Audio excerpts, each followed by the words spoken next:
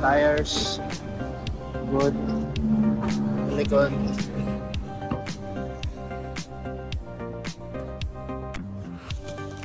V2L. Compressor vest. WD.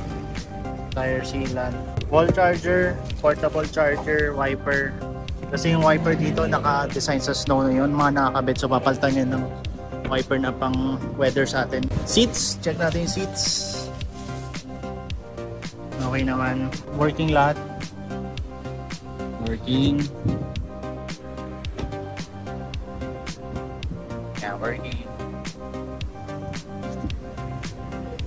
Wala namang sira yung seats, no? 8 kilometers.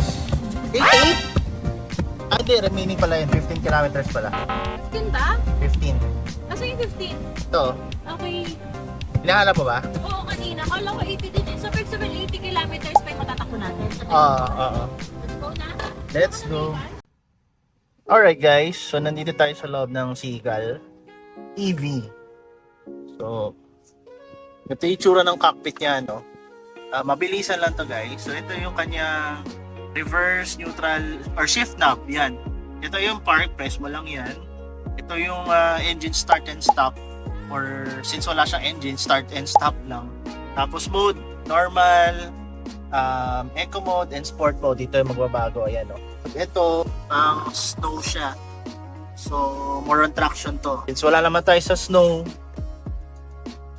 normal lang yan. And tingin ko naman guys, magagamit nyo to sa heavy terrain para okay yung traction niya. And then dito, ito yung auto hold guys. Yan. Pag naka-engage tong auto hold, syempre, hindi gagalaw kotse kahit naka-drive. Pag naka-white, ibig sabihin, right, nakita ko sa inyo yung demo natin. Try natin sa drive. Pag hinito natin, mag-green siya. Kita niya guys. Ayan. So, ibig sabihin naka-engage. So, pag-ilin natin sa park. Automatic na rin yung pag-unbrake niya. Siyempre, ito yung hazard. This is for the compressor sa aircon, and this is for the fan, defogger, and volume. So guys, basically, ito yung parang main controls. So, ang paggalaw dito guys is toggle up and down lang. So, ito guys, wireless charger to. Makita nyo lang sa video. Then, meron tayo dito. Socket. I'm sure hangin na yung naririnig nyo. Socket, and then Type-C, ayun yung sa SD card sa gitna. Then Type A, yung common. Dito sa steering wheel, flat bottom siya. Dito sa kaliwa is the cruise control. Yan, dito sa kanan is the for infotainment system. Nandito rin yung control sa sa gitna. Pwede mo palitan yung view nito guys. So, press natin etong part na to. Yan, makikita mo ng data. So, may TPMS, driving time. Pwede mo to i-reset. Average speed, average yung consumption malamang, cumulative. And ito for the past 50, ito yung consumption niya. So, turn signals, wiper, pagbago ng odometer and trip A and trip B, press mo lang to. Dito sa hood, ay sa ceiling, naka-black ceiling siya. Hindi siya leather, parang hard hard material siya. So, pang matagalan guys, hindi siya yung maghimol-mol katagalan. Tapos may ilaw na. Yan. Ganun din sa passenger. Tapos ito yung dome lights niya.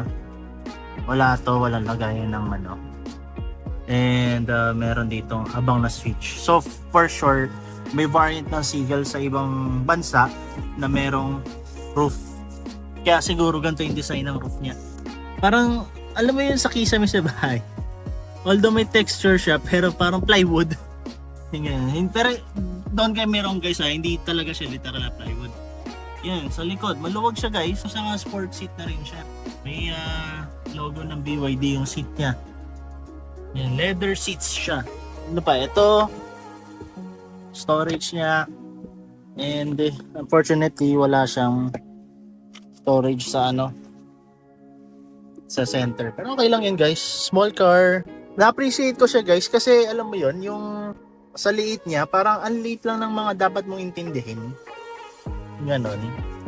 Okay lang. Masaya siya i-drive. Malamig naman. Inside Seagull. Oh, lumalamig na. Drive. Para ako nagta-drive ng ano eh. Na e-bike. Yung e-car.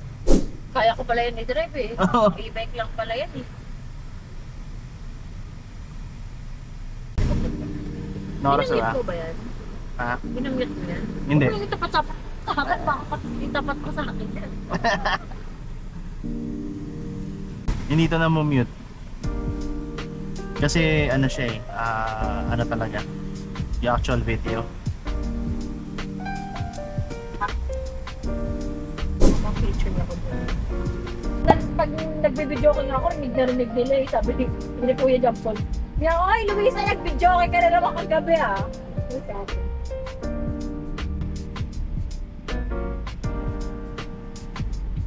Depende sa ano. Maganda lang dito body hug yung ano, kaya nagustuhan niya. Dahil mataba siya, di ba? So sila ni Ama Masali, ano sila, parang komportable. Ang Masali kasi tawag ko sa mama niya, ni Kuya Jake, ni Kuya John Paul. So yun na kami, simula bata pa lang yun na yung tawag namin sa kanya. Kasi nakawit bahay nga, alam mo ba dun sa lugar namin dati, sila lang yung merong, yung sa labas ng bahay, sila lang yung nakasimento yung ano, yung harap ng bahay. Oh. Sa kanila lang. Ngayon, yung syempre yung mga naglalaro ng mga piko-piko, ganyan. Doon kami nga yung mga ano, yung mga sinusulat sa ano, sa, alam mo yung piko, di ba? Oo. Doon kami naglalaro sa kanila sa tapat ng bahay nila kasi nga sila lang yung may simento ang ano, bahay dati. Ang daan. Oo, yung daan ng harap ng bahay nila, sila lang ang may Pero sementado na ngayon doon Oo, dahil. sementado na kami. Pero nung nasemento yung high school lang ako. Nung nasemento yun. Nabot ko yun, yung lubak-lubak pa eh. Oo, grabe. Lubak din. Kaya doon kami lagi naglalaro sa kanila kasi sa tapat nila dahil na semento lang yung kanila. Kasi sila, sira. Nahihira na sila. Palitin na rin. Oo, nahihira na silang ano, lagi nang sira. Sila. Ito mga to, oh. Red light eh. Sinalubong yung mga pag-anon. Ay, hindi tayo nadadagdagan ng percentage pero hindi tayo nababawasan. Nakakatulong yung 27, yung regenerative braking. Green yung stitching niya oh. Hindi kaya yung ibang Seagull, iba ang kulay ng stitching. Green din. Green din. Ito white. So, Kahit iba, yung ibang kulay nila, hindi, Oh. sing lahat ng ganito. interior pati yung mga Lahat. ganito. Oh, yes. Hindi. Syempre, kung ano yung kulay na nasa labas, yun yung kulay nito. Oo. Kaya white, kung white yung kinuha, medyo bagay, di ba? Oo. Siguro ang nagustuhan ni Kuya dito, ito green. Ba't ganun? Ito kasi medyo animated yung design niya eh, no? Parang more Nagustuhan on naman ni ano. Kuya yung green. Kasi siguro maganda sa loob.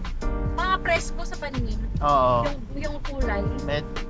Ano siya, hindi siya masyadong modern, hindi rin siya masyadong Pero hindi oldies. naman OA yung kulay. Yung dami nagsasabi OA daw yung kulay. Ang dami nga. Cute nga na ito pag nakikita ko. Meron kasing Seagull ng taga-camellia. White yun. Siguro, syempre, mas bagay talaga yung white sa ganitong color naman. Pero sa loob kasi, pag nasa loob ka na, di mo na may isip na nasa labas. May isip ka pa ba? Hindi na. Pero ang lamig kasi nito sa mata eh. Kaya sabi nga ni Mama Sally, ay, lalang ganda naman ng ano. Ganito ba talaga? Tignan mo nga dyan kung ganito. Oo, ito. Medyo flat. Oo, hindi naman siya hirap sa paakyat. Kasi may descent pa rin ito eh. Naka-eco mode nga lang tayo eh. Alam mo ba, kagabi ko patay na. Paano magkakay na? Hindi na wala talaga kami. Pero naka-prepared ito pa. Naka-okay. Wait man na lang kayo ni color para ano ma... May talaga. Damigin. Ito kailangan pag-aralan ko na po. Kasi ituturo ko ito mamaya. Sanay ako sa sila music. Alam ko na naman. Ito kailangan. Beta. Lahat naman ah. Hindi nga, galing nga eh. May SIM card kasi ito, ewan ko lang kung paano ang load nito or ano, kung mabilis ang ano ng data. Okay, Pila ba? isan tayo. Pila. Seryoso ba? Oo, pila pa.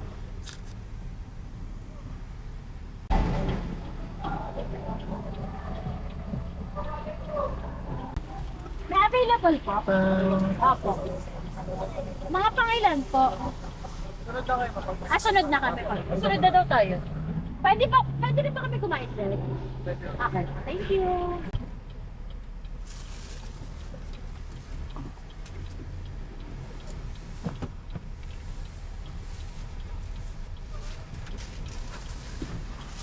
Okay. Alright. Click lang.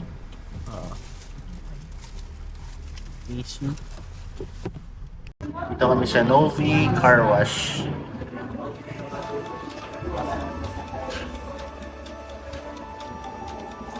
So, by mga units. Yan na yung single. May massage share for VIP, oh. Ayos. Kain na.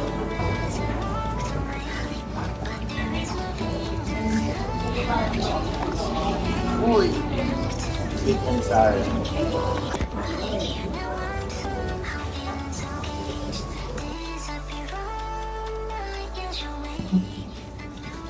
Ayun guys.